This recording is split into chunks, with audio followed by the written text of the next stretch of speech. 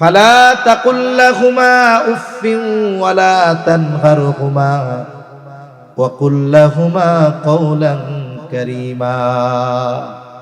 এইখানে আল্লাহ তাআলা তিনটি বিষয়ের কথা বলেছেন এবং তিনটি পিতামাতার সাথে আচরণগত বিষয়। এক নম্বর, আল্লাহ তাআলা বলেন তারা বার্ধক্যে উপনীত যখন হবে, খবরদার তাদের কোনো ব্যাপারে বিরক্ত হইয়া উফ শব্দটাও বলবা না। মানুষ যে কোনো বিষয়ের চিন্তা তার হৃদয়ে প্রথম আসে। যেমন মনে করেন আপনি এক জায়গায় বসে আছেন একা একা, ওইখানে কিছু লোকজন উল্টাপাল্টা কাজ করতেছে, যেটা আপনার কাছে বিরক্ত মনে হচ্ছে। এই বিরক্তটা দুইভাবে প্রথমে প্রকাশ পায়। একটা হলো চেহারার এক্সপ্রেশনের মাধ্যমে, চেহারার মধ্যে বিরক্তির ছাপ আসে। দুই নাম্বার, অন্তরের মধ্যে খারাপ লাগে। এখন মানুষ যখন বিরক্ত হয়, এই মনের ভাষাটাকে প্রকাশ করার মাধ্যমকে বলা হয় ভাষা। এখন এই মনের কথা প্রকাশের মাধ্যম হইল ভাষা। এখন বলে বিরক্তি প্রকাশের সবচাইতে ছোট ভাষা যেটা, সেটা হলো উফ। সেটা কি বলেন? উফ বলে না একা একা, উফ বলে না একা একা, এরকম কাউরে কিন্তু শোনায় নাই, নিজে নিজেই বিরক্ত হয়ে কি বলে উফ। আল্লাহ তাআলা বলতেছে তাদের আচরণে বিরক্ত হয়ে, বিরক্ত প্রকাশের সবচাইতে ছোট নিম্ন ভাষা উফ, এই শব্দটাও মুখ দিয়ে বের করবা না। সুবহানাল্লাহ। উফ শব্দ যেখানে বলা মানা, সেখানে বিরক্ত হয়ে ধমক দেওয়া যাবে? কিন্তু আল্লাহ তাআলা বলেন ফালা তাকুল লাহুমা উফ ওয়ালা তানহারহুমা, খবরদার তাদের সাথে ধমকের সুরে কথা বলবা না। কেমন ভাবে কথা বলবা? আল্লাহ তাআলা বলেন ওয়া কুল লাহুমা কওলান কারীমা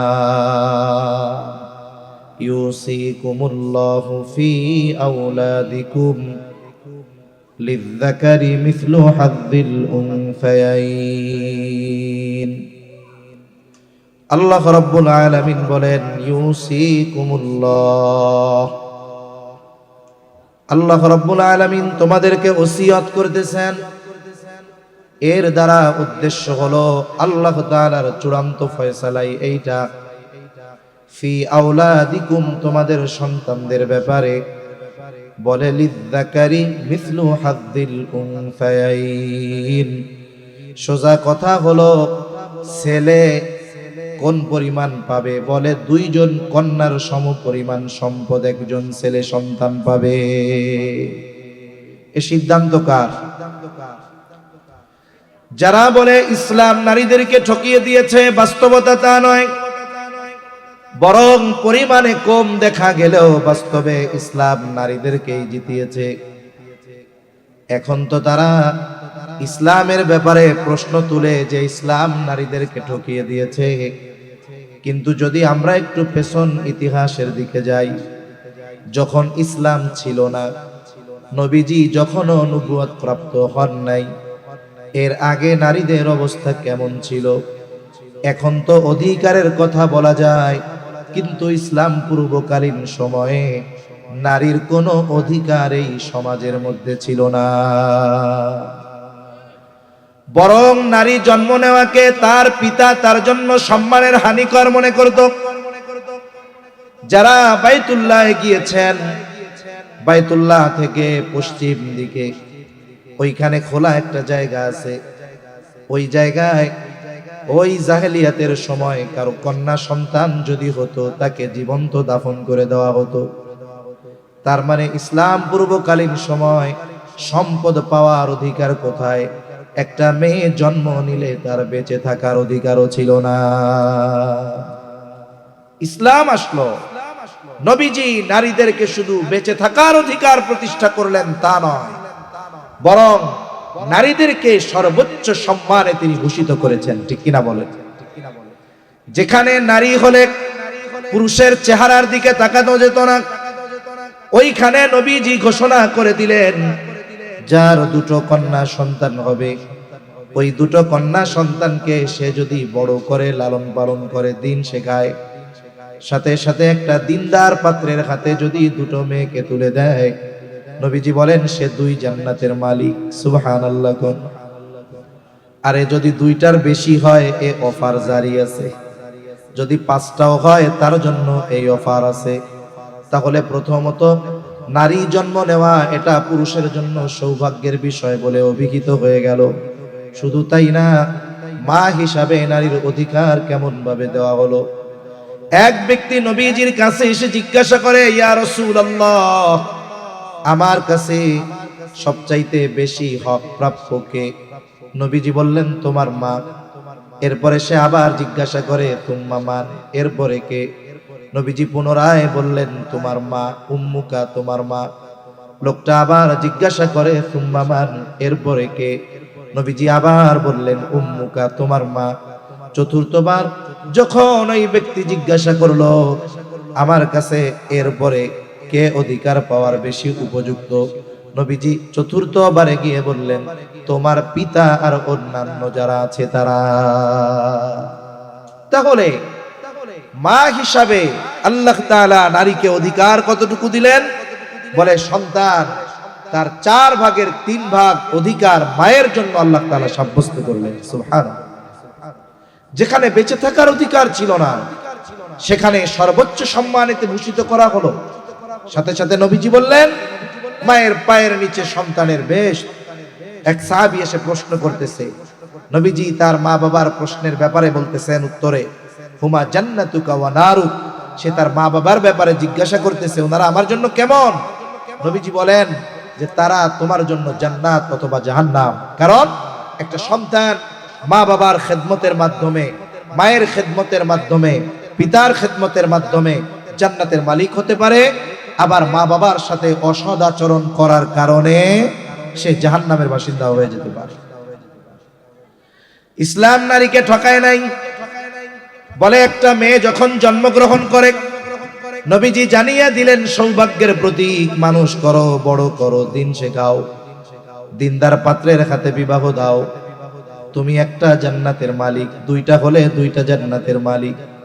আবার দেখেন যখন কোনো পিতা কন্যা সন্তানের বাবা হয় কোনো মানুষ, এই সন্তান প্রথমে থাকে পিতার ঘরে, মেয়ের অবস্থান তখন পিতার ঘরে। বলে পিতার ঘরে তার অবস্থান কতদিন? পিতা তার সব খরচ বহন করতে বাধ্য কতদিন? বলে মেয়েটার বিবাহ না হবে যতদিন। যদি 20 বছরে বিবাহ হয় 20 বছর পর্যন্ত সকল খরচ বহন করতে পিতা বাধ্য।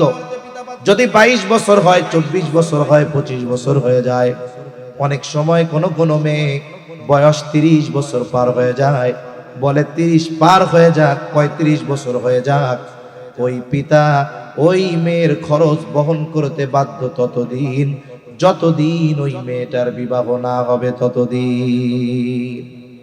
তাহলে বলেন একটা কন্যা সন্তান তার খরচ বহন করতে পিতা বাধ্য কতদিন? বলেন বিবাহ না হবে যতদিন। কি বিবাহ না হবে যতদিন। এখন ওনার একটা ছেলে হইছে, ছেলের খরচ বহন করতে পিতা বাধ্য কতদিন? বলে ছেলে যতদিন বালেক না হবে ততদিন। একটা ছেলে বালেক কয় বছরে হয়? সরকারি হিসাব দেখায় 18 বছর, কিন্তু বাস্তবতা হাদিসের মধ্যে এসেছে আহাদুল বুলুগ, বালেগ হওয়ার সর্বশেষ সময়সীমা বলে 15 বছর।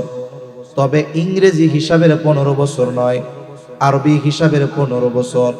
সেই হিসাবে ইংরেজি হিসাবে 14.5 বছরের একটু বেশি হয়। তার মানে একটা ছেলে 12 বছরেও বালেগ হতে পারে, 14 বছরেও বালেগ হতে পারে, 13 বছরেও বালেগ হতে পারে।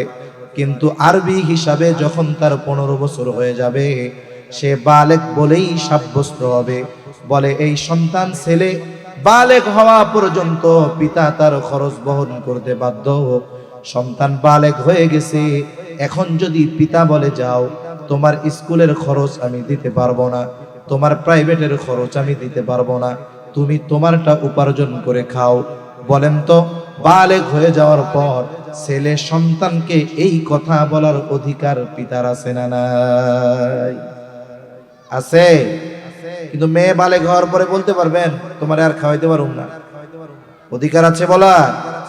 তাহলে বলেন বাবার ঘরে জিতলো কে, ছেলে না মেয়ে? কে জিতলো জোরে বলেন? মেয়ে জিতে গেল।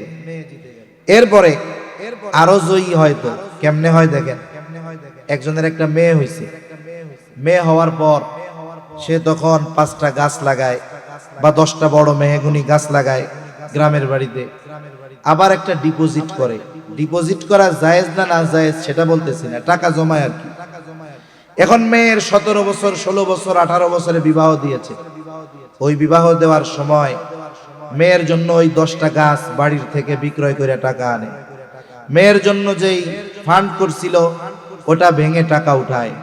বিয়ের সময় মেয়েরে বলে, মা তুমি যখন জন্ম নিয়েছিলা আমি তো মনে করেছি এক সময় তোমারে বিবাহ দিতেই হবে, তোমার ওই জন্মের সময় 10টা গাছ তোমার জন্য লাগাইছিলাম, এই টাকা 500 করে মাসে মাসে জমাইছিলাম, 1000 টাকা করে জমিয়েছিলাম, এই যে তোমার সেই গাছ আর টাকা মিলে 10 লাখ টাকা হয়েছে, তোমার বিয়াতে খরচ হয়েছে আরো 6 লাখ টাকা আছে, এগুলা দিয়া তোমারে গয়না বানাই দিমুনে। আচ্ছা বলেন তো, ছেলে মেয়ে যদি বালেগ হয়, মেয়েকে বিবাহ দেওয়ার দায়িত্ব কার? ছেলেরে বিয়া দেওয়ার দায়িত্ব কার? জোরে বলেন না কার? বাবার। কিন্তু বিয়া দেওয়ার সময় তো মেয়েরটা খুব গুরুত্ব নিয়ে দেন, ছেলেরটা কি দেন নাকি? ছেলেরটা বিয়া দেন না। ছেলে যদি বিয়া করতে চায় বলে আগে কামাই কর, এখন কামাই করা শুরু করছে, এখন কয় এখন বিয়া দাও, বলে কামাই তো মাত্র শুরু করলি, তোরে 20 বছর ধরে খাওয়াইছি, আমাকে 5 বছর খাওয়া, এরপরে বিয়া কইরা বউরে খাওয়াইস, ঠিক কিনা বলেন? অথচ সন্তানের যত হক আছে এই হকগুলোর মধ্যে অন্যতম হক, কোন অভিভাবকের অধীনে যদি বিবাহ উপযুক্ত ছেলে বা মেয়ে থাকে, এই বিবাহ উপযুক্ত ছেলে বা মেয়েকে বিবাহ দেওয়ার দায়িত্ব অভিভাবকের। মেয়েকে যেমন দায়িত্ব বিবাহ দেওয়ার, ছেলেকেও তেমন দায়িত্ব বিবাহ দেওয়ার দায়িত্ব তার পিতার, ঠিক কিনা বলেন? এইখানেও ছেলেকে ঠকান আপনারা কেন?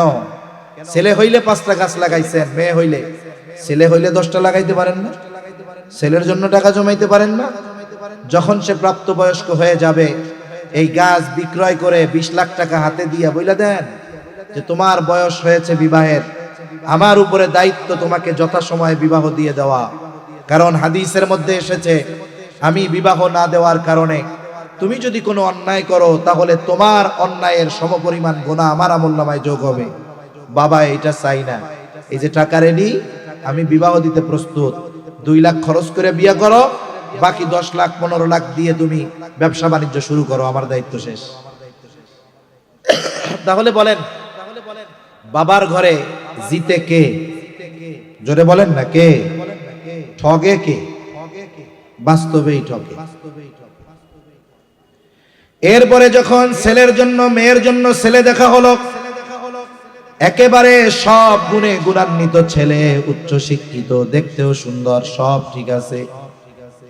এইবার ছেলে এসে যদি মেয়ের বাবাকে বলে শুনেন আপনাদের মেয়েও আমার পছন্দ, আমাকেও আপনার পছন্দ, সব ঠিক আছে, আমি বিবাহে রাজি, তবে একটা শর্ত। কি শর্ত?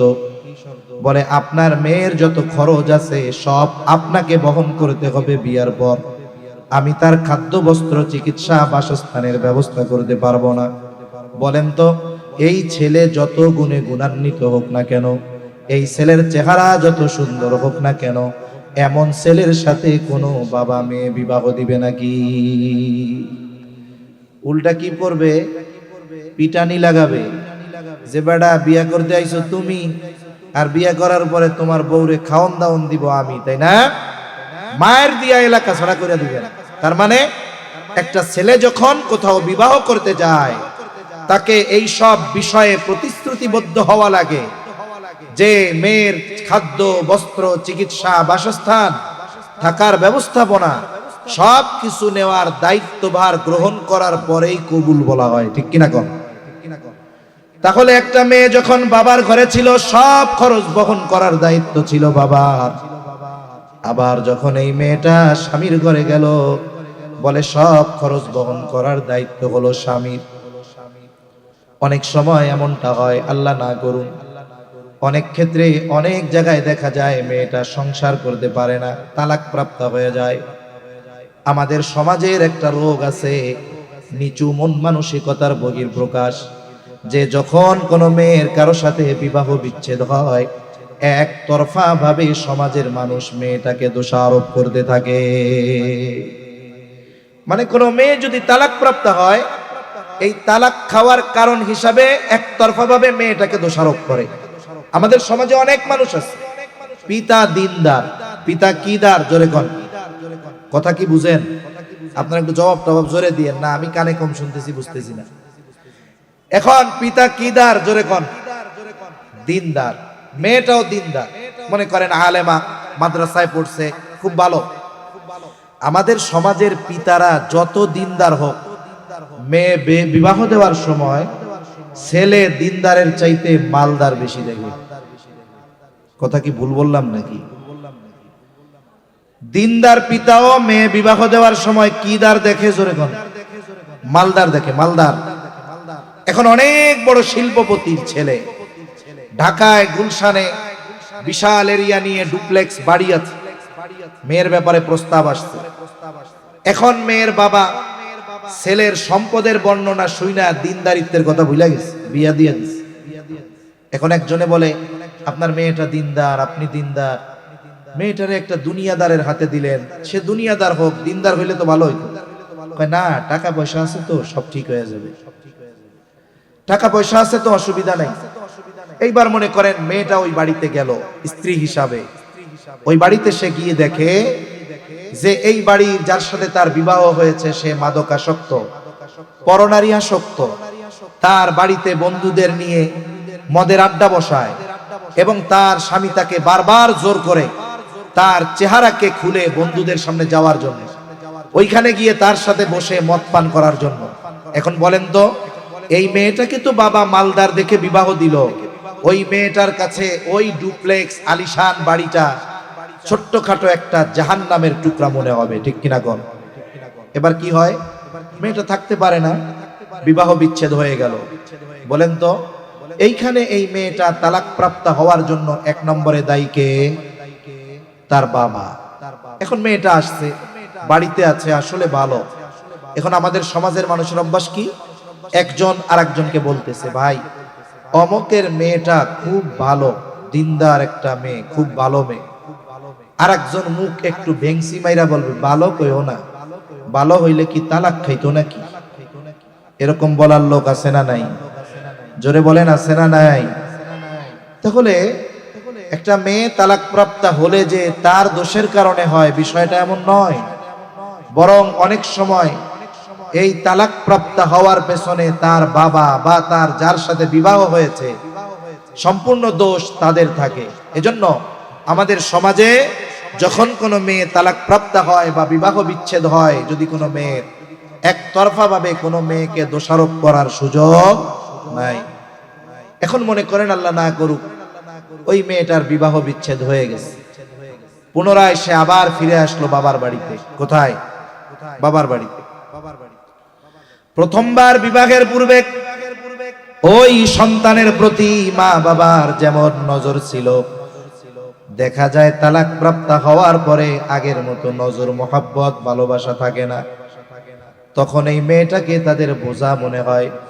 কিন্তু ইসলাম কি বলে? বলে পুনরায় ওই তালাক প্রাপ্ত মেয়ের যতদিন আবার বিবাহ না হবে ততদিন পর্যন্ত পুনরায় ওই মেয়ের পরিপূর্ণ খরচ বহন করতে তার পিতা বাধ্য। মনে করেন তার জীবনটা স্বাভাবিক আছে, তালাক প্রাপ্ত হয় নাই, একটা সময় তার স্বামী দুনিয়া থেকে চলে গেল, আল্লাহ তাআলা তাকে দুইটা সন্তান দিয়েছে, ছেলে দিয়েছে। এখন স্বামী তার দুনিয়ায় নাই, বলে এখন তার খরচ চালাবে কে? এখন তার সব খরচ বহন করার দায়িত্ব কার? বলে সন্তানের। শুধু তাই না, আল্লাহ তাআলা সন্তানদের প্রতি স্পেশাল ভাবে আয়াত নাজিল করে তার ওই মার খরচ বহন করার জন্য আল্লাহ তাআলা তাদেরকে নির্দেশ দিয়ে দিয়েছে। আল্লাহ তাআলা বলেন, وَقَضَى رَبُّكَ أَلَّا تَعْبُدُوا إِلَّا إِيَّاهُ وَبِالْوَالِدَيْنِ إِحْسَانًا। আল্লাহ তাআলা বলেন ওয়াকাযা রাব্বুকা আল্লা তা'বুদু ইল্লা ইয়্যাহ। আল্লাহ তাআলার চূড়ান্ত ফয়সালা হলো এইটা যে আল্লাহ তা'বুদু ইল্লা ইয়্যাহ, তোমরা শুধুমাত্র কেবলমাত্র তারই ইবাদত করবা। আল্লাহ তাআলা এখানে ইনসাফের কথা বলেন নাই, ইহসানের কথা বলেছেন। তার মানে একটা হলো ইনসাফ, ইনসাফ হলো সমানে সমান। আপনি আমার সাথে যতটুকু ভালো ব্যবহার করছেন ততটুকু আপনার সাথে করা, এটা হলো ইনসাফ। আল্লাহ তাআলা এখানে বলেন ইনসাফ শব্দ ব্যবহার করেছেন না ইহসান শব্দ ব্যবহার করেছেন? ইহসান।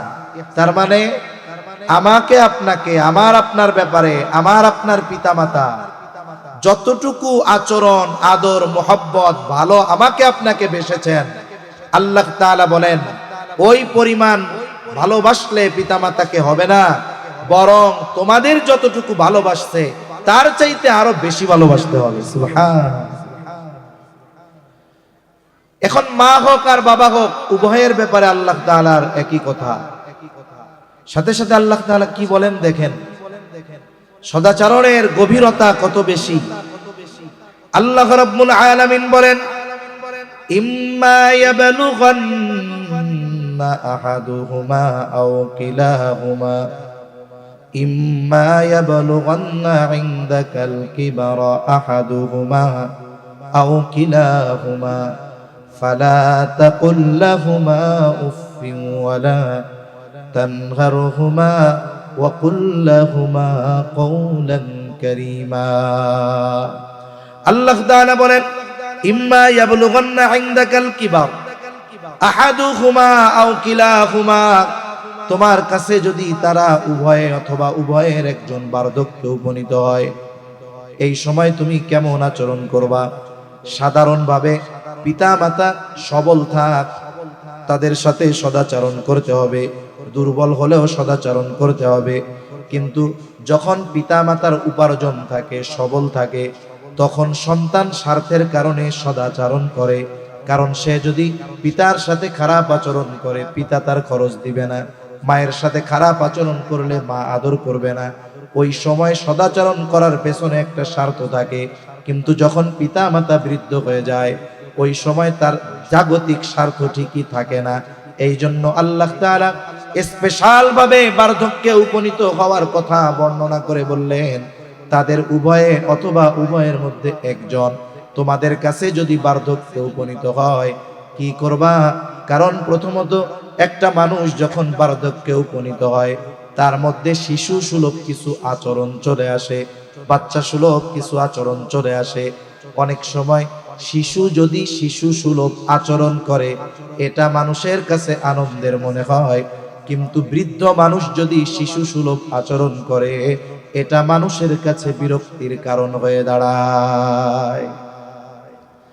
আর মানুষ যখন একটু বয়স হয়ে যায় তাদের মধ্যে শিশু সুলভ আচরণ চলে আসে, এটা স্বাভাবিক বিষয়। এখন দেখেন একটা ছোট বাচ্চা, এই বাচ্চাটা একটা জিনিস দেখে অনেক সময় তার বাপরে বারবার জিজ্ঞাসা করে আব্বু এটা কি, এটা কি, এটা কি। 10 বার জিজ্ঞাসা করলে বাপ হাসি মুখে জবাব দেয় এটা পাখি বা এটা এই যে কোনো কিছু। কিন্তু ওই বাবা যেই সন্তান 10 বার জিজ্ঞাসা করলেও এক জিনিসের কথা বিরক্ত হয় নাই, ওই বাপ যখন বুড়া হয় তার স্মৃতিশক্তি লোপ পায়, স্মরণ শক্তি কমে যায়, তখন যদি সন্তানের কাছে কোনো জিনিস 2 বারের জায়গায় 3 বার জিজ্ঞাসা করে তখন সন্তান বিরক্ত হয়ে যায়। হয় কি হয় না গো? আপনি দেখেন না এক জিনিস খালি বারবার জিজ্ঞাসা করে। তার মানে বোঝা গেল পিতামাতা যখন বার্ধক্যে উপনীত হবে তাদের এই শিশু সুলভ আচরণ মানুষের কষ্ট বা বিরক্তির কারণ হতে পারে। কারণ হোক, তবে বিরক্ত তো হওয়া যাবে না, এ কথাই আল্লাহ বলেন ফালা তাকুল লাহুমা উফফিন ওয়ালা তানহারহুমা ওয়া কুল লাহুমা কওলান কারীমা। এইখানে আল্লাহ তাআলা 3টি বিষয়ের কথা বলেছেন এবং 3টি পিতামাতার সাথে আচরণগত বিষয়। 1 নম্বর আল্লাহ তাআলা বলেন তারা বার্ধক্যে উপনীত যখন হবে খবরদার তাদের কোনো ব্যাপারে বিরক্ত হইয়া উফ শব্দটাও বলবা না। মানুষ যে কোনো বিষয়ের চিন্তা তার হৃদয়ে প্রথম আসে। যেমন মনে করেন আপনি এক জায়গায় বসে আছেন একা একা, ওইখানে কিছু লোকজন উল্টাপাল্টা কাজ করতেছে, যেটা আপনার কাছে বিরক্ত মনে হচ্ছে। এই বিরক্তটা দুইভাবে প্রথমে প্রকাশ পায়। একটা হলো চেহারার এক্সপ্রেশনের মাধ্যমে, চেহারার মধ্যে বিরক্তির ছাপ আসে। 2 নাম্বার, অন্তরের মধ্যে খারাপ লাগে। এখন মানুষ যখন বিরক্ত হয়, এই মনের ভাষাটাকে প্রকাশ করার মাধ্যমকে বলা হয় ভাষা। এখন এই মনের কথা প্রকাশের মাধ্যম হইল ভাষা। এখন বলে বিরক্তি প্রকাশের সবচাইতে ছোট ভাষা যেটা, সেটা হলো উফ। সেটা কি বলেন? উফ বলে না একা একা, উফ বলে না একা একা, এরকম কাউরে কিন্তু শোনায় নাই, নিজে নিজেই বিরক্ত হয়ে কি বলে উফ। আল্লাহ তাআলা বলতেছে তাদের আচরণে বিরক্ত হয়ে বিরক্ত প্রকাশের সবচাইতে ছোট নিম্ন ভাষা উফ, এই শব্দটাও মুখ দিয়ে বের করবা না। সুবহানাল্লাহ। উফ শব্দ যেখানে বলা মানা, সেখানে বিরক্ত হয়ে ধমক দেওয়া যাবে? কিন্তু আল্লাহ তাআলা বলেন ফালা তাকুল লাহুমা উফ ওয়ালা তানহারহুমা, খবরদার তাদের সাথে ধমকের সুরে কথা বলবা না। কেমন ভাবে কথা বলবা? আল্লাহ তাআলা বলেন ওয়া কুল্লাহুমা কওলান কারীমা, তাদের সাথে সম্মানের সহিত কথা বলতে হবে। তাহলে চিন্তা করেন, এক কথার থেকে অনেক দূর চলে গেলাম। মূল কথাটা ছিল যদি কোনো মহিলার স্বামী মারা যায়, এরপরে তার সন্তানদের উপরে দায়িত্ব যে তার যত কিছুর প্রয়োজন সব কিছুর ব্যবস্থা করা সন্তানদের উপরে আবশ্যকীয় করে দিয়েছেন কে? জোরে বলেন না কে? আল্লাহ। এখন বলেন গোটা হায়াতে এই 3টা জায়গায় তার কাটে বেশি। একটা হলো পিতার ঘরে, এরপরে স্বামীর ঘরে, এরপরে সন্তানদের সাথে। এই 3 জায়গায় তার কোনো খরচ আছে? আল্লাহ কোন জায়গায় তাকে খরচ করতে বাধ্য করে দিয়েছে? এই 3 জায়গায় খরচ কার? বলেন পুরুষের। খরচ কার? হয় পুরুষ যখন পিতা, খরচের শেষ নাই। পুরুষ যখন স্বামী, খরচের শেষ নাই। পুরুষ যখন সন্তান, খরচের শেষ নাই। আল্লাহ তাআলা দিছেন ডাবল ঠিক, কিন্তু খরচ অনেক বেশি। নারীরে দিছে পুরুষের অর্ধেক ঠিক, কিন্তু বলেন কোনো খরচ নাই। হায়াতের শেষে দেখা যাবে লাভবান পুরুষ না নারী? জোরে বলে না, পুরুষ না নারী? নিঃসন্দেহে নারী লাভবান। ভাই মনিটরের আওয়াজ বাড়ান আরো, এতবার বলা যায় না, আপনারা তো দেখি না কোথায়। এই মনিটরের আওয়াজ ছাড়েন আরো।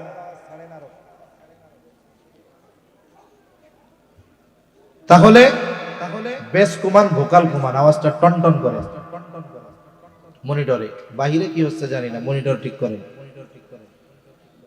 তাহলে হায়াতের শেষে গিয়ে দেখা যায় লাভবান কে? লাভবান কে বলেন? নারী। নারী লাভবান কে? আপনারা কি কথা বুঝেন না নাকি? আমার কথা কি শোনা যায়? বক্সে ক্লিয়ার শুনেন আপনারা? আচ্ছা, যদিও এখানে একটু পার্থক্য মনে হইতেছে, কিন্তু আসলে এখানে আল্লাহ তাআলা নারীকে লাভবান বানায় দিয়েছেন। কিন্তু যে আয়াত আমি আপনাদের খেদমতে তিলাওয়াত করেছি, এই আয়াতের মধ্যে ইবাদতের বিনিময়ের ক্ষেত্রে আল্লাহ তাআলা কোনো তারতম্য করেন নাই।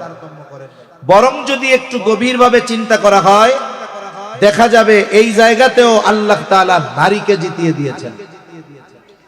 আল্লাহ তাআলা এই জায়গায়ও নারীকে জিতিয়ে দিয়েছেন। কেমনে? মনে করেন সন্তান লালন পালন করতে গিয়ে, স্বামীর মা বাবার খেদমত করতে গিয়ে, স্বামীর জন্য রান্না, তার কাপড় চোপড় ধুতে গিয়ে মহিলারা ইচ্ছা থাকলেও অনেক সময় নফল ইবাদত করতে পারে না। কিন্তু বুজুর্গানে দিন বলেন, কোন নারী যদি স্বামীর সন্তুষ্টির জন্য, আল্লাহর সন্তুষ্টির জন্য এই কাজগুলো স্বতঃস্ফূর্তভাবে করে, তাহলে এগুলো তার আমল নামায় কবুল ইবাদত বলে যোগ হয়ে যায়। সুবহানাল্লাহ। এখন একজন নফল নামাজ পড়লো, পুরুষ, কবুল হতেও পারে নাও পারে। একজন রোজা রাখলো, কবুল হতেও পারে নাও পারে। কিন্তু নারী যদি আল্লাহর জন্য এই কাজগুলো করে, তাহলে এই কাজগুলো তার আমল নামায় কবুল ইবাদত বলে যোগ হয়ে যাবে। হিসাব করলে এই জায়গায় আল্লাহ নারীদের জিতায় দিচ্ছে।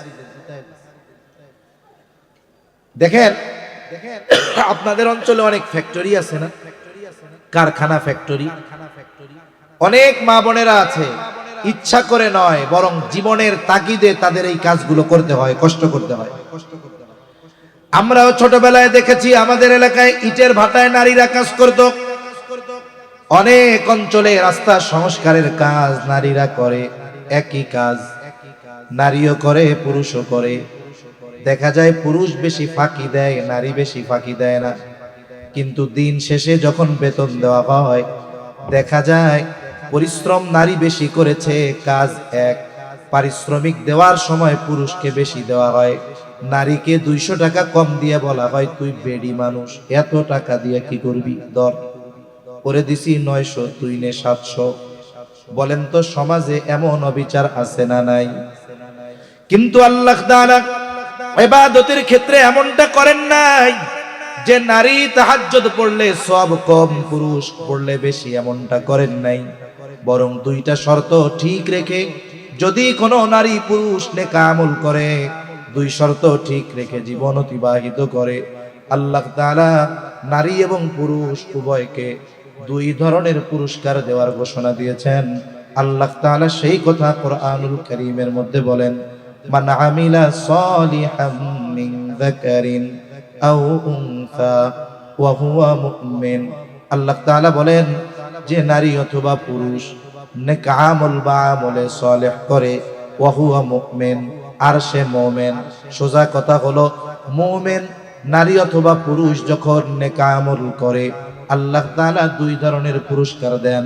তাহলে শর্ত দুইটার, এক নাম্বার শর্ত হলো ঈমান, দুই নাম্বার শর্ত হলো আমলে সালেহ। আমি ঈমান নিয়ে লম্বা কথার মধ্যে যাব না। অবশ্যই অবশ্যই আমাদের ঈমানটা খাঁটি তো হওয়াই লাগবে, ঈমানটা শিরিক মুক্ত হওয়াই লাগবে। কারণ কোন ব্যক্তি যদি ঈমানটা শিরিক যুক্ত হয়, ঈমান যদি খাঁটি না হয়, আমল যদি অনেকও করে, তার আমল আল্লাহ তাআলার কাছে গ্রহণযোগ্য হয় না। এই জন্য নবীজি বলেন আখলিস দীনাকা ইয়াকফিকাল আমালুল কলিল। নবীজি বলেন তোমার ঈমান খাঁটি করো, অল্প আমল নাজাতের জন্য যথেষ্ট হয়ে যাবে। তাহলে এক নাম্বার বিষয় হলো খাঁটি ঈমান। দুই নাম্বার কি বলে? আমলে সালেহ। মনে রাখতে হবে শুধু আমল আর আমলে সালেহ দুইটার মধ্যে তফাৎ আছে। বুজুর্গানে দ্বীনের কিছু কথা আপনাদেরকে নকল করে শোনাই। দেখেন আমলে সালেহ কোনটা? বুজুর্গানে দ্বীন বলেন ওই আমল হলো প্রকৃত সৎ আমল, সৎকর্ম, যেই আমল আল্লাহ তাআলার কাছে কবুল হওয়ার যোগ্যতা রাখে। একই মসজিদে দুইজন নামাজ পড়তেছে, দুইজনই আমল করতেছে, কিন্তু একজন নামাজ পড়ে মানুষের কাছে নামাজি হওয়ার জন্য, আর একজন নামাজ পড়ে আল্লাহ তাআলাকে দেখানোর জন্য। একজন আল্লাহর জন্য পড়ে, আর একজন মানুষকে দেখানোর জন্য পড়ে। একই ইমামের পেছনে একই কাতারে পাশাপাশি দুইজন আমল করতেছে। বলেন তো দুইজনের আমলটা কি সমান হবে? একজনেরটা হলো আমলে সালেহ, আর একজনেরটা খালি আমল। বলে ওই আমল আল্লাহর কাছে কবুল হওয়ার যোগ্যতা তো নাই, বরং মানুষকে দেখানোর জন্য আমল করার কারণে ওই আমল পরকালে তার জাহান্নামে যাওয়ার কারণ হতে পারে। প্রসিদ্ধ হাদিস আবু হুরায়রা রাদিয়াল্লাহু তাআলা আনহু থেকে বর্ণিত যে কিয়ামতের দিন আল্লাহ তাআলা সর্বপ্রথম তিন শ্রেণীর মানুষকে হিসাবের জন্য ডাকবে। একজন রক্তাক্ত অবস্থায় শহীদ আল্লাহর সামনে উপস্থিত হবে। আল্লাহ তাআলা জিজ্ঞাসা করবে কি ব্যাপারে, অবস্থা কেন? লোকটা বলবে আল্লাহ আপনার দ্বীন আপনার জমিনে প্রতিষ্ঠা করার জন্য কাফেরদের বিরুদ্ধে লড়াই করে জীবন দিয়ে দিয়েছি।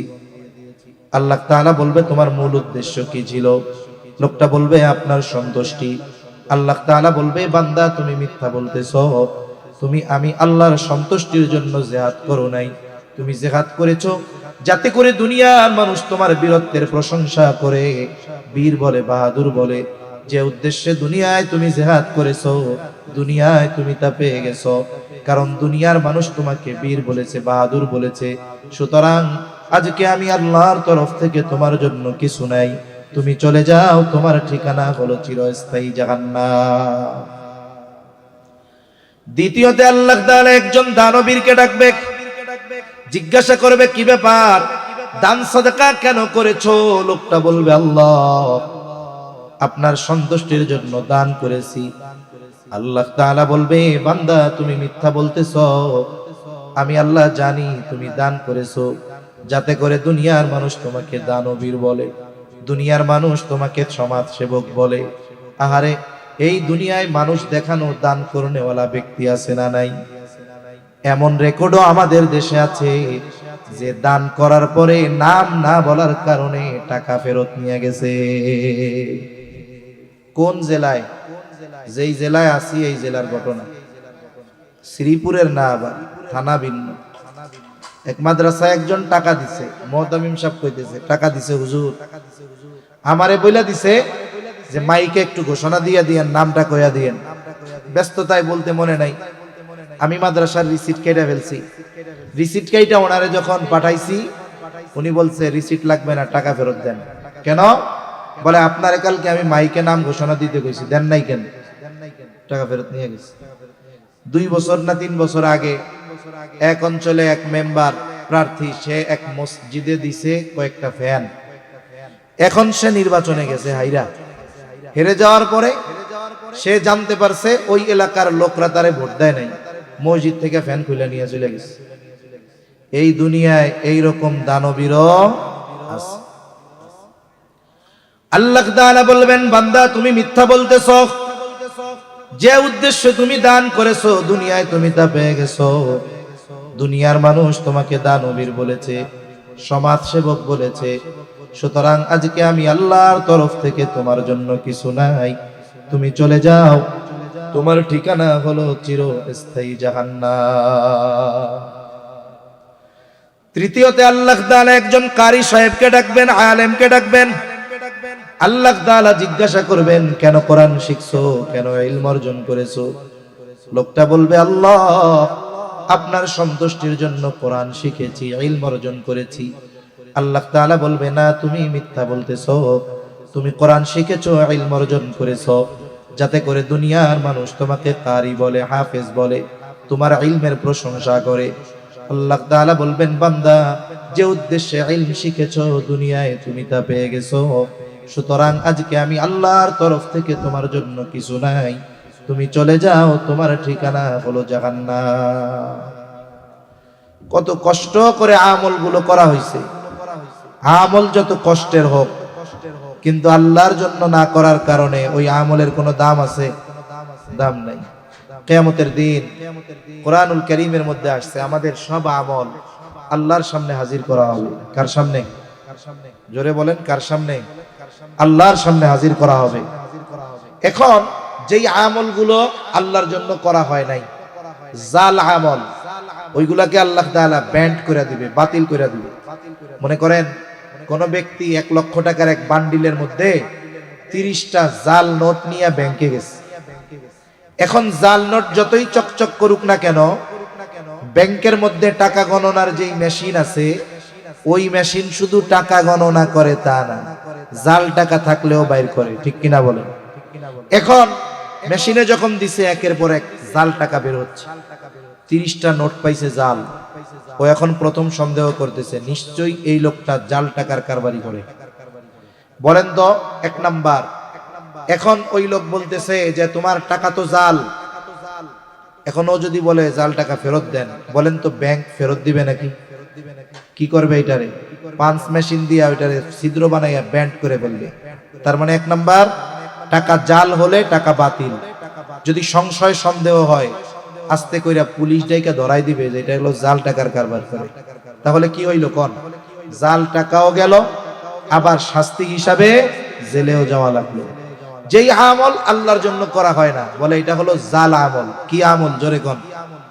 জাল টাকা যেমন বাতিল হয়, জাল টাকা বহনকারীকে যেমন শাস্তি দেওয়া হয়, অনুরূপ ভাবে জাল আমল করনেওয়ালার আমল বাতিল হবে, সাথে সাথে জাল আমল করনেওয়ালাকে শাস্তিও দেওয়া হবে।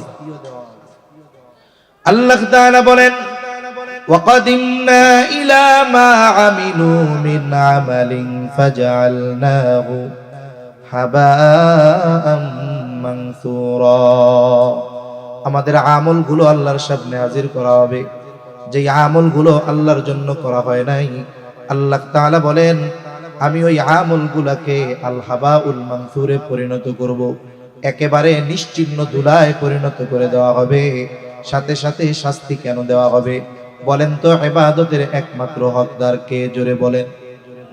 এখন ইবাদত যদি আল্লাহ ব্যতীত অন্য কারো সন্তুষ্টির উদ্দেশ্যে করা হয়, বলে আল্লাহর হক নষ্ট করা হয়। আবার মানুষ দেখানো ইবাদত, এটা শিরকের একটা প্রকার। এই যে মানুষের দেখানোর জন্য ইবাদত করলো, আল্লাহর জন্য করে নাই, ইবাদত বাতিল। আবার মানুষ দেখানোর জন্য ইবাদত করেছে, শিরকের প্রকার। বলে এই জন্য তাকে শাস্তি দেওয়া হবে জাহান্নাম। সুতরাং আমি আপনি যদি আমার আপনার আমলকে আমলে সালেহ করতে চাই, আল্লাহর কাছে কবুল করাতে চাই, বুজুর্গানে দিন যেই শর্তগুলো বলেন, এক নম্বর শর্ত হলো আমার আপনার সকল আমল একমাত্র কার সন্তুষ্টির জন্য করতে হবে? একমাত্র আল্লাহর জন্যই আমাকে আপনাকে আমলটা করতে হবে, ছোট হোক আর বড় হোক। আমল যদি ছোট হয়, আল্লাহর জন্য যদি করা হয়, ওই আমলের কারণে আল্লাহ মাফ করে দিতে পারে। আর আমল যত বেশি হোক আর বড় হোক, আল্লাহর জন্য যদি না হয়, তাহলে ওই আমল আল্লাহর কাছে কবুল হয় না, ওই আমল বাতিল হয়, ওই আমল করনেওয়ালাকে শাস্তিও দেওয়া হয়। ঠিক কিনা বলেন? তাহলে বলতেছিলাম যে আমলে সালেহ তথা আল্লাহর কাছে আমল কবুল হওয়ার যোগ্যতা যেই সমস্ত শর্তের আলোকে হয়, এক নাম্বার ওই আমলটা হতে হবে কার সন্তুষ্টির জন্য। দুই নাম্বার বলে কোন আমল নিজস্ব পদ্ধতিতে করার সুযোগ নাই। এই পৃথিবীতে এমন কোন আমল নাই যেই আমল নবীজির তরিকায় করা যায় না।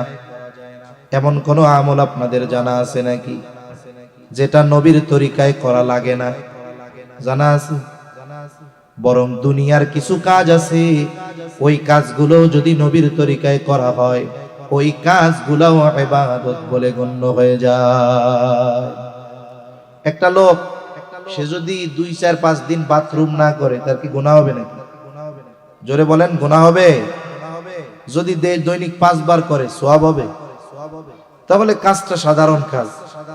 কিন্তু যদি এই বাথরুম করতে গিয়া সে যদি চিন্তা করে বাথরুম তো করব, তাহলে সুন্নাহ পদ্ধতিতে করি, মাথাটা ঢাকলো, টুপি দিয়া হোক, গামছা দিয়া হোক, রুমাল দিয়ে হোক, এরপরে বাম পা দিয়ে বাথরুমে ঢোকার আগে দোয়া পড়লো, এরপরে বাম পা দিয়ে বাথরুমে ঢুকলো, ভেতরে গেল, জরুরত সারলো, ঢিলা কুলুক বা টিস্যু ব্যবহার করলো, পানি ব্যবহার করে ভালোভাবে পবিত্র পরিচ্ছন্ন হলো, এরপরে বাথরুম থেকে বের হইলো, ভেতরে অজুর ব্যবস্থা থাকলে অজু করলো, ডান পা দিয়ে বের হলো, বের হয়ে দোয়া পড়লো। এখন দেখেন, আমি তো মোটা মোটা সুন্নাতগুলার কথা বললাম, এতেও দেখা যাবে এই বাথরুম করতে গিয়ে সে 5-6টার উপরে সুন্নার উপরে আমল করে ফেললো। ঠিক কিনা বলেন? তাহলে এই বাথরুমও তো এক হিসাবে তার ইবাদত হয়ে গেল, সুন্নাত তরিকায় করার কারণে।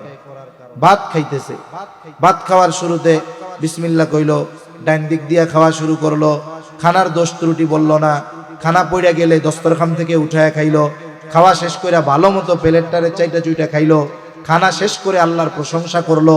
এখন বলেন তো, এই খানা খাওয়াটা স্বাভাবিক কাজ ছিল, কিন্তু সুন্নাত তরিকায় করার কারণে ইবাদত হয়ে গেল। ঠিক কিনা কোন? যেখানে দুনিয়াবি সাধারণ কাজ সুন্নাত তরিকায় করলে ইবাদত হয়ে যায়, সেই জায়গায় ইবাদত নবীর তরিকা ছাড়া করা কি সম্ভব? সম্ভব না। এই জন্য ইবাদত গুলো হতে হবে সুন্নাত তরিকায়, নবীজির পদ্ধতিতে। লম্বা কথা বলার মতো সুযোগ নাই। তাহলে 1 নাম্বার ইবাদত হবে আল্লাহর সন্তুষ্টির জন্য, 2 নাম্বার ইবাদত হবে নবীর তরিকায়, 3 নাম্বার যে ইবাদত করবে ওই ইবাদতের মাসলা মাসাইল গুলো তাকে জানতে হবে। এই যে মাসলা মাসাইলের কথা হুজুররা কয়, আমরা কই, এগুলো শেখাতো, কিছু শেখাতো ফরজ, কিছু বিষয় শেখা কি সকল মুমিন নরনারীর জন্য কি? জোরে বলেন, ফরজ। এটা ফরজে আইন, ফরজে কিফায়া না যে মোল্লারা কয়জন শিখলো আর সবাই মাপ পেয়ে গেল। কিছু পরিমাণ ইলমে দ্বীন আছে যে ওই পরিমাণ শেখা প্রত্যেক মুসলমান নরনারীর উপরে কি? জোরে বলেন, ফরজ। এজন্য নবীজি বলেন, তলাবুল ইলমি ফারিদাতুন আলা কুল্লি মুসলিম, দ্বীনি ইলম শিক্ষা করা প্রত্যেক মুসলমান নরনারীর উপরে ফরজ। কতটুকু ফরজ? কেউ কেউ বলেন একটা মানুষ পরিপূর্ণ দ্বীনের উপরে চলতে যতটুকু ইলমে দ্বীন দরকার ততটুকু শেখা ফরজ। আবার কেউ কেউ বলেন না, শুধু নিজে দ্বীনের উপরে চলতে যতটুকু লাগে এতটুকু শিখলে হবে না, বরং তার অধীনস্থদেরকেও দ্বীনের উপরে পরিচালিত করার জন্য যতটুকু ইলমে দ্বীন দরকার অতটুকু শিক্ষা করা তাদের জন্য জরুরি।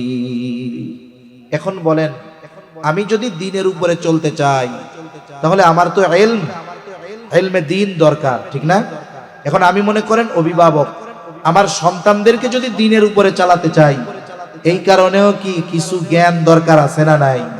তাহলে বুজুর্গানে দ্বীন বলেন, একটা মানুষ দ্বীনের উপরে চলতে, অধীনস্থদেরকে চালাতে যতটুকু ইলমে দ্বীন শেখা দরকার ততটুকু ইলমে দ্বীন শিক্ষা করা প্রত্যেকের উপরে ফরজ। প্রত্যেকের উপরে কি? জোরে বলেন। যদি না শিখে ক্ষতিটা কি? দেখেন, একটা মানুষ নামাজ পড়বে, নামাজ পড়তে হবে আদেশ কার? প্রত্যেক। এখন যদি তার কোনো ফরজ ছুটে যায়, ও কি জানতে পারবে? যদিও নাও জানে, নামাজ কি থাকবে? তাহলে দেখা যাবে কত মানুষ নামাজের 13 ফরজ জানে না, নিজের অজান্তে কত ফরজ ছুটে যায়। ও মনে করে আমি নামাজি, আসলে তার নামাজ তো হয় নাই, ও টেরও পায় না। আবার নামাজের ওয়াজিব আছে 14টা।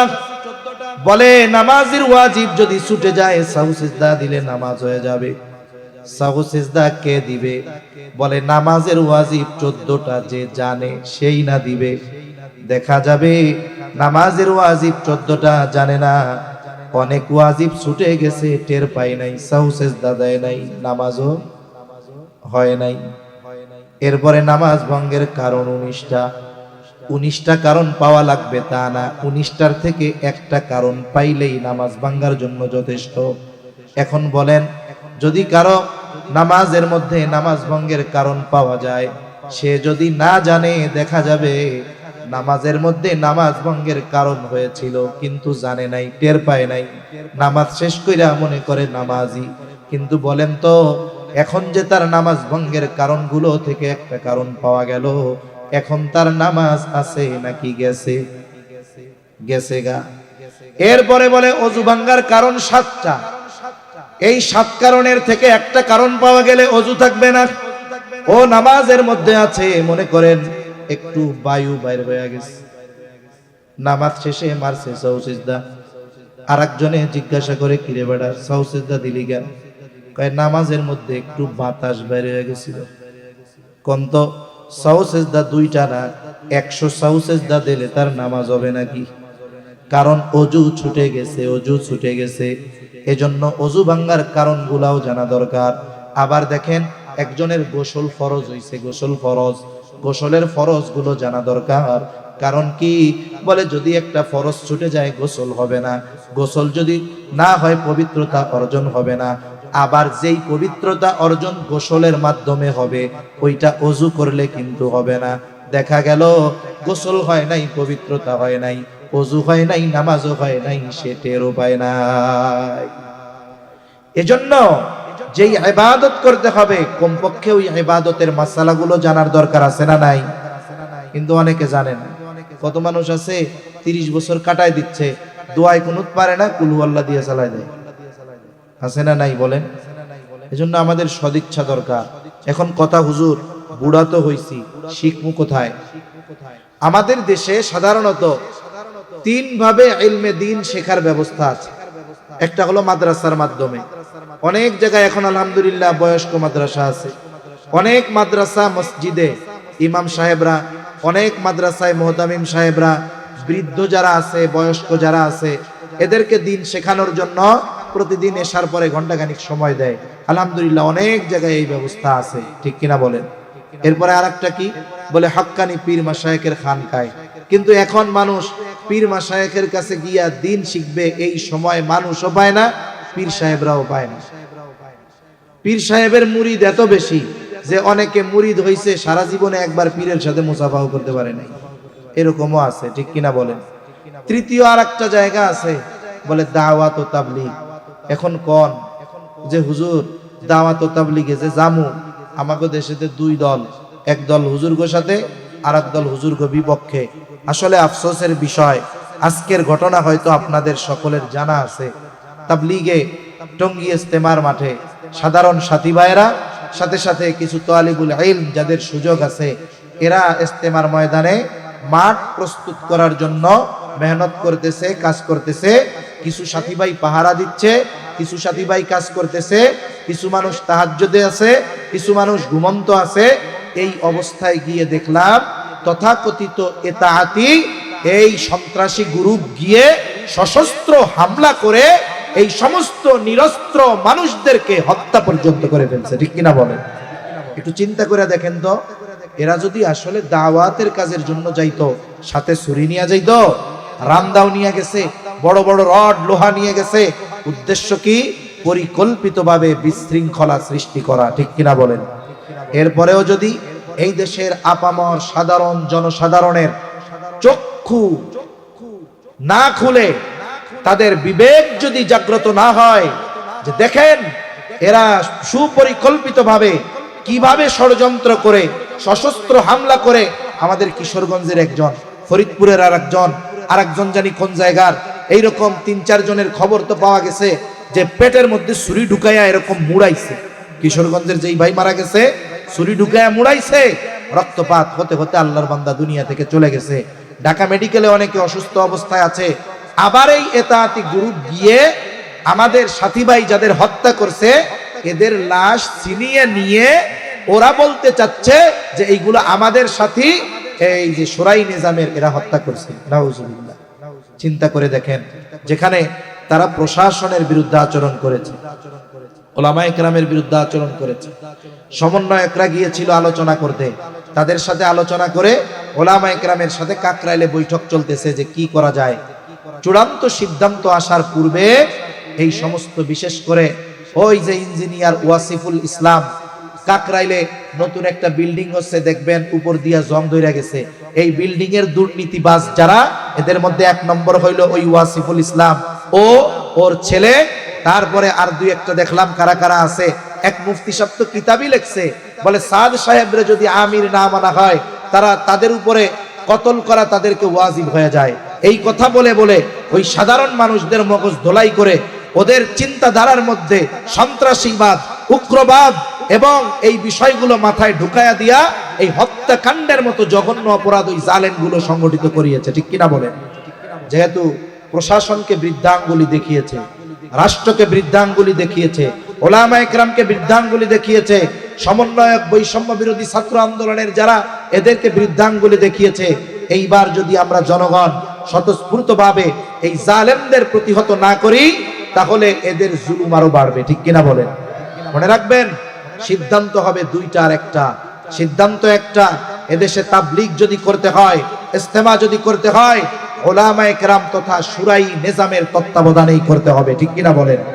দেখেন, আমরা যখন 5 নভেম্বর সরওয়ার্দী উদ্যানে ঐতিহাসিক সমাবেশ হলো, ওলামায়ে কেরাম সব একমত, কিন্তু রাষ্ট্র থেকে, প্রশাসন থেকে যখন ওলামায়ে কেরামের কাছে অনুরোধ করা হলো, দেখেন আপনাদের কাছে অনুরোধ, আপনারা একটু সামগ্রিকভাবে আগের অবস্থাটা মাইনা নেন।